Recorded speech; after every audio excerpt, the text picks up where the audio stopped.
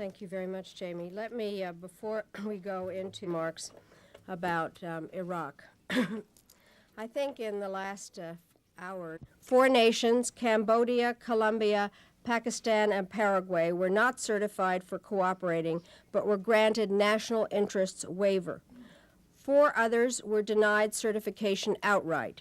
These are Afghanistan, Burma, Iran, and Nigeria. Acting Assistant Secretary Randy Beers can provide more details about the Colombian National Police and counter-narcotics forces have conducted an effective eradication and interdiction effort, but the current government has not demonstrated full political support for counter-narcotics efforts.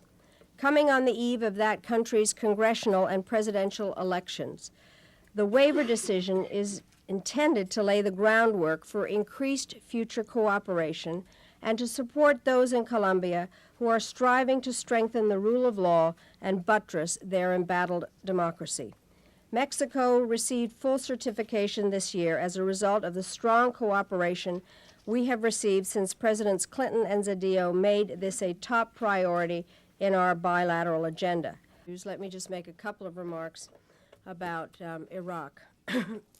I think opium and heroin remain Afghanistan's largest sources of income, a reality for which each of the major factions competing for power in that country deserve blame. Our assessment of Burma's performance also has not changed.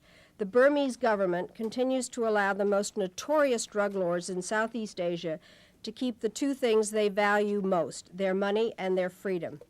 Nigeria remains the hub of African narcotics trafficking.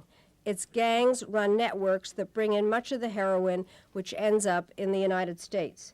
A subject that will be on the agenda at the Summit of the Americas in Santiago in April.